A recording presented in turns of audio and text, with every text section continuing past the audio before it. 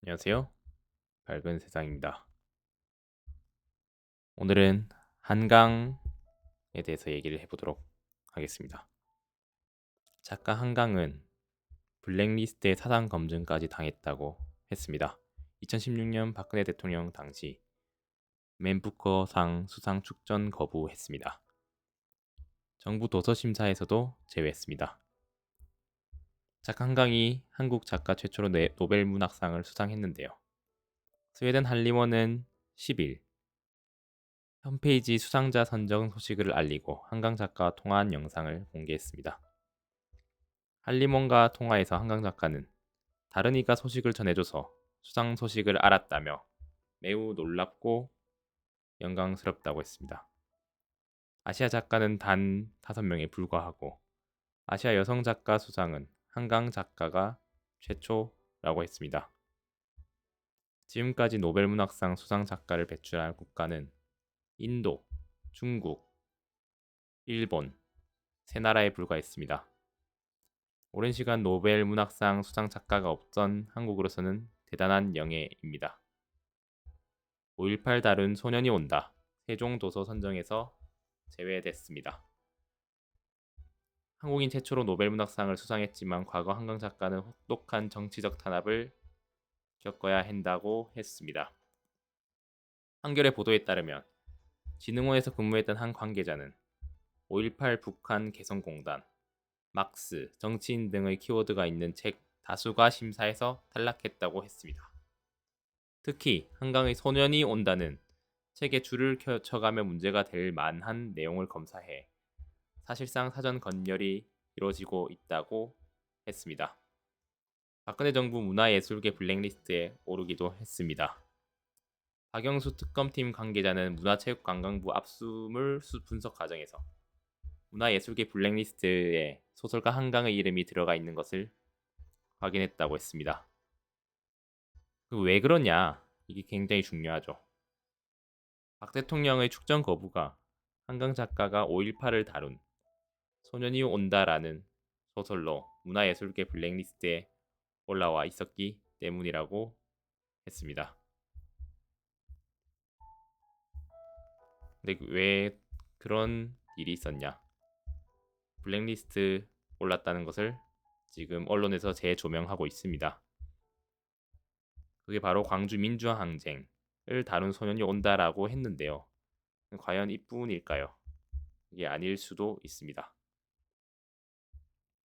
2016년 박근혜 최순실 게이트를 수사한 특별검사팀은 문화체육관광부가 작성한 블랙리스트에 소설가 한강이 있었다고 했습니다.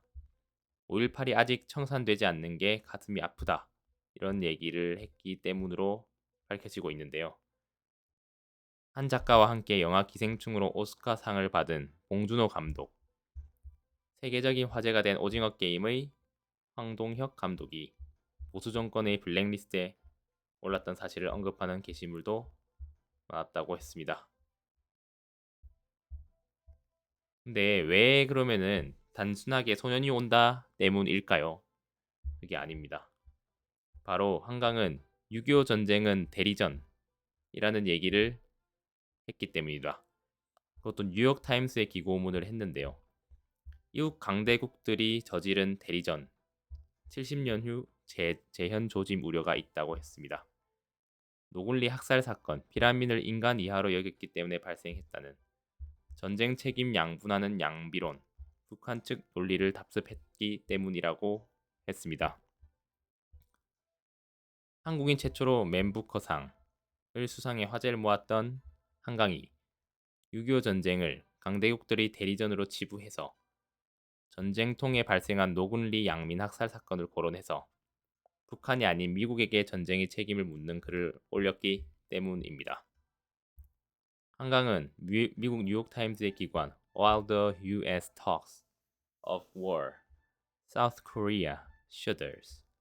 미국이 전쟁을 언급할 때 한국은 몸서리친다 라고 기고를 했기 때문입니다. 한국 전쟁은 이웃 강대국들에 의해 한반도에서 벌어진 대리 전쟁이었다고 했습니다.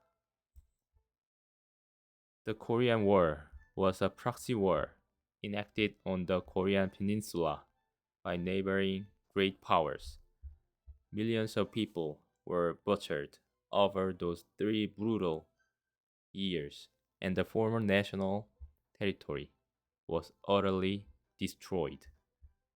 라고 한 것이 굉장히 파격적인데요.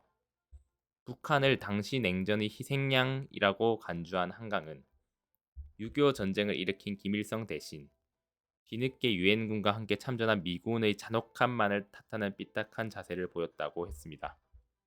최근에야 공식적으로 우리 동맹국인 미국 육군이 남한 시민들을 학살했다는 사실이 밝혀졌다며 이 중 가장 유명한 사건인 노골리 사건이 미군이 남한 사람들의 위험 있는 인간으로 인식했다면 발생하지 않았을 것이라고 주장했기 때문입니다.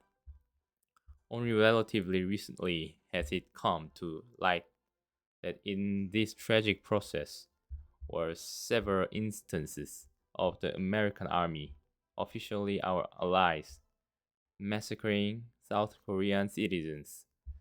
결국에는 이런 것들이 블랙리스트에 오르게 한 배경이라고 했습니다. 물론 소년이 온다 라는 그런 작품도 문제가 되었을 수 있습니다. 노골리 학살 사건을 자행한 미국 역시 이들과 다르지 않다라는 이런 것들이 상당히 어떻게 보면 편향적으로 들릴 수도 있습니다.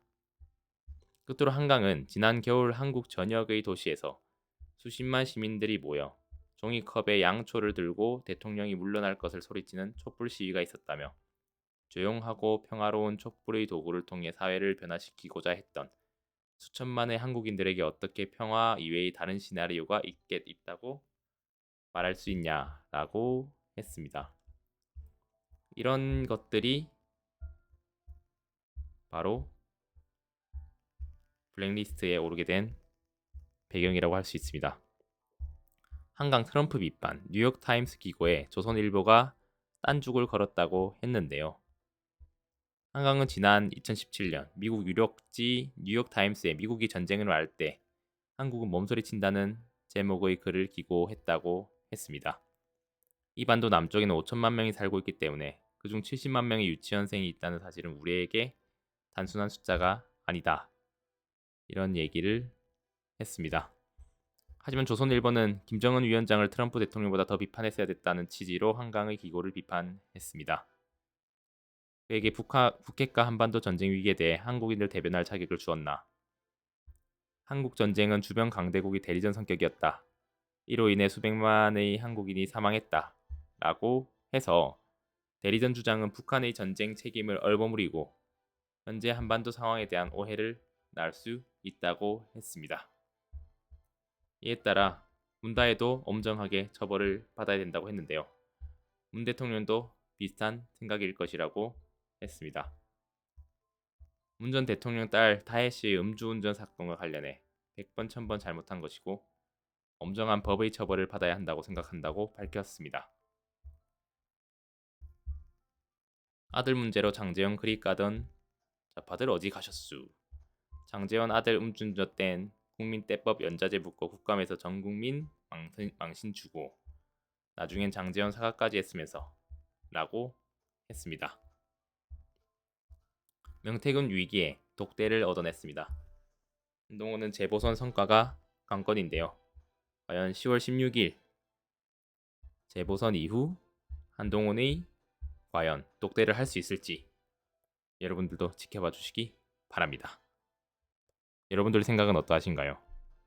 댓글로 남겨주시기 바랍니다.